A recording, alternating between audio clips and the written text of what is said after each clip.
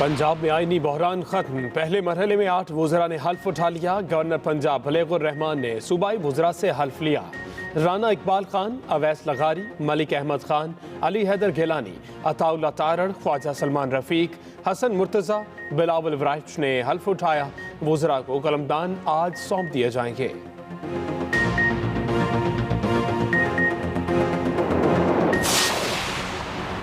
बलेगुर Rahman governor Punjab बन गए। ओहदे का हल्फ उठा लिया। 21 दिन खाली रहने के बाद गवर्नर का ओहदा पुर हो गया।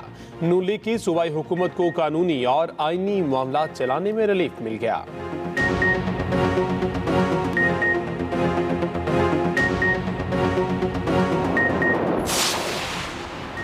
वज़ीर-ए-आज़म शहबाज शरीफ और बरतानवी हम मनसब बोरिस जॉनसन में टेलीफोनिक राब्ता, तजारत, सरमायाकारी और ताल्लुकात को मजीद फ़रोग़ देने पर जोर। शहबाज शरीफ की बोरिस जॉनसन को दौरा पाकिस्तान की दावत। वज़ीर-ए-आज़म शहबाज शरीफ आज 3 रोज़ा दौरे पर तुर्की रवाना होंगे।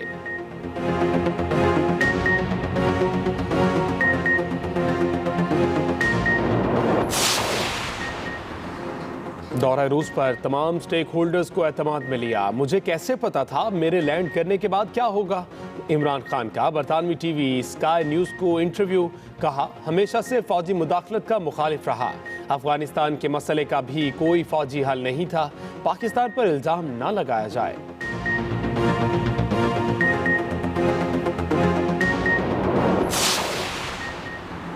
फितना खान, पूरे पाकिस्तान में वाहिद तुम हो जिसका इसराइल से बराह रास्त खानदानी वास्ता है। मरीम नवाज का तंज। कहा, झूठी आलमी साजिश और नाकाम लॉन्ग मार्च के बाद इसराइली वफ्द की एक और 2 नंबरी इंतशार खान कर रहा है। जैक गोल्डस्मिथ की इंतखाबी मुहिम चलाने वाले को वार्निंग देती हूँ, बाज आ जाओ वरना मुंह छुपाने की जगह नहीं मिलेगी।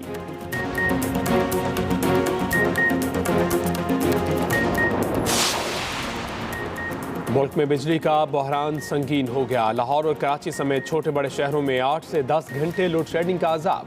शहरी ख्वार। कोयटा में दौरानिया 13 घंटे तक जा पहुंचा। कारोबार बुरी तरह मुतासिर। बिजली का शॉर्टफॉल 6500 मेगावाट से तजावुज कर गया।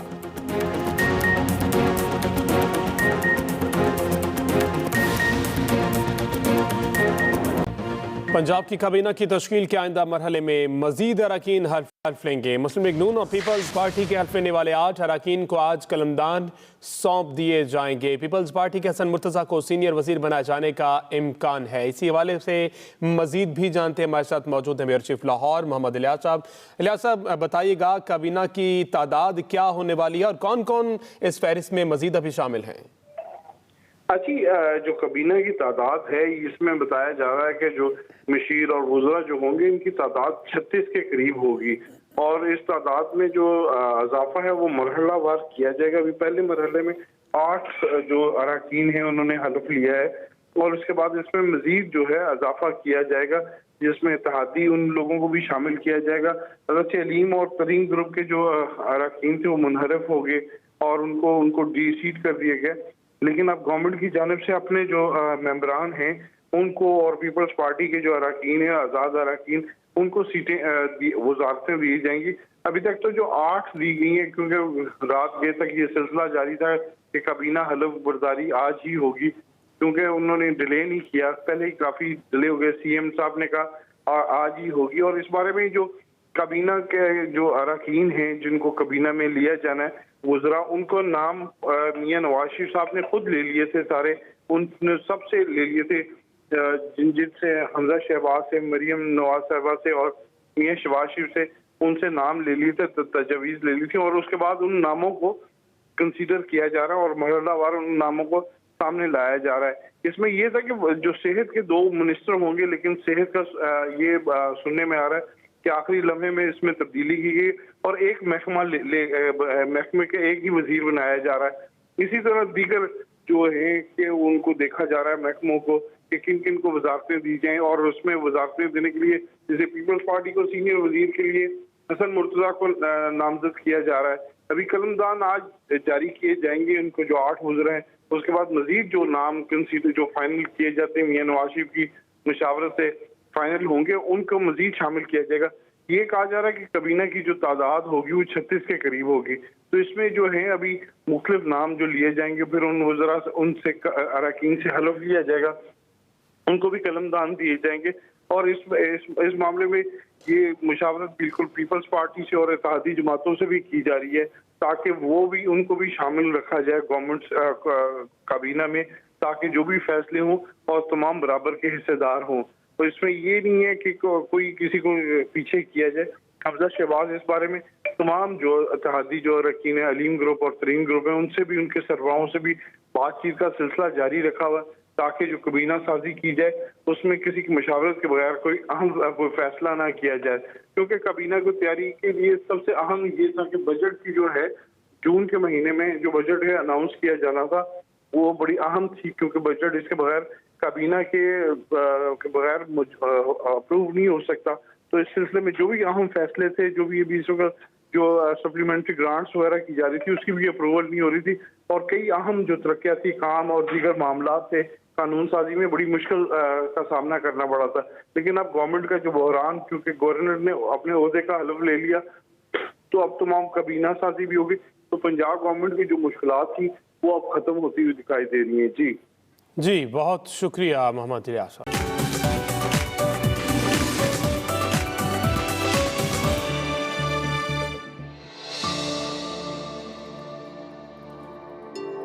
ट्रेड एविडेंसेस मिलते हैं इंडस सिविलाइजेशन के मेसोपोटामिया के साथ, वो बहुत ज़्यादा फैशनेबल थे। इनके यहाँ तक बैंगल्स नज़र आ रहे हैं। अगर इसकी लैंग्वेज अभी पता चल जाती है, हो सकता है कि इसकी हिस्ट्री चेंज हो जाए। ये ऑलमोस्ट मैच्योर फेज से मिलता है हमें। 2600 कंचे हैं, ये लट्टू हैं। डिक्लाइन की वजह क्या थी? Aryan invasion. अस्सलाम वालेकुम नाजरीन, आज के इस सेगमेंट में हम बात करेंगे एशिया की सबसे पुरानी तहजीब इंडस वैली सिविलाइजेशन के बारे में। माना जाता है कि पाकिस्तानी खित्ते में दरियाफ्त होने वाली ये तहजीब अहराम मिस्र के वजूद में आने से भी पहले की तहजीब है। इस तहजीब ने दुनिया को क्या कुछ दिया? आज हमारे साथ मौजूद हैं डॉक्टर इफ़कत, जिनसे हम जानेंगे इंडस वैली सिविलाइजेशन के बारे में। अस्सलाम वालेकुम डॉक्टर साहिबा, कैसी हैं आप? वालेकुम अस्सलाम, अल्लाह का शुक्र है। डॉक्टर साहिबा, मुझे ये बताएं कि ये जो इंडस वैली सिविलाइजेशन की तहजीब है, इसको इंडस के साथ जो है वो क्यों मुंसलिक किया जाता है?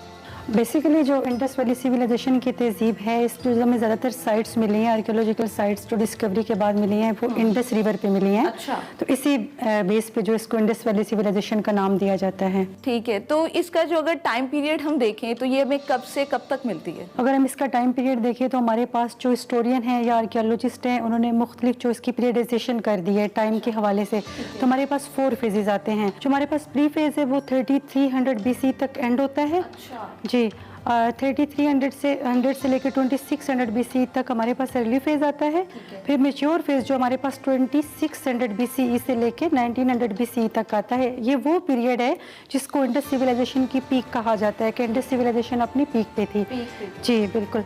और इसके बाद हमारे पास लेट और ओपन पीरियड आता है जिसमें 1900 BCE तक 1300 BCE, जिसमें डिक्लाइन स्टार्ट हो जाता है इंडस वैली सिविलाइजेशन का। अच्छा मैम, मुझे ये बताइएगा, ये जो इंडस वैली सिविलाइजेशन है ये कौन कौन से इलाकों में पाई जाती थी? अगर जोग्राफिकल देखा जाए तो इसकी लोकेशन पाकिस्तान के अंदर पंजाब में आपको मिलती है, सिंध में मिलती है, बलोचिस्तान में मिलती है, इंडिया में जो है वो राखीगढ़ी में है, धोलावीरा, गुजरात एंड उत्तर प्रदेश, इवन अफगानिस्तान के अंदर भी एक इसकी साइड जो है वो मिले हैं, शोरतोगई। ठीक है, तो क्या इंडस वैली सिविलाइजेशन के पैरेलल कोई और तहजीबें भी थीं उस टाइम वजूद में? जी बिल्कुल। मेसोपोटामिया की अगर बात की जाए तो जिससे हमें जो ट्रेड एविडेंसेस मिलते हैं इंडस सिविलाइजेशन के मेसोपोटामिया के साथ, वो उस वक्त एग्जिस्ट कर रही थी। क्या उस दौर की जो तहजीबें थी उनके आपस में ताल्लुकात थे, एक दूसरे की तरफ आते जाते थे? सिविलाइजेशन के आपस में ट्रेड कॉन्टेक्ट्स थे जिनके हमें एविडेंसेस मिलते हैं। अच्छा मैम, वादी सिंध के जो लोग थे उनका रहन सहन कैसा था? वो क्या खाते थे, क्या पहनते थे? मुख्तलिफ जो साइट्स हैं आर्कियोलॉजिकल जिनकी खुदाई की गई है, उससे अंदाज़ा होता है कि जो में उनके लाइक वीट, पार्ले, कुछ इवन जो लोथल साइट है वहाँ से राइसिस के भी एविडेंसेस मिले हैं।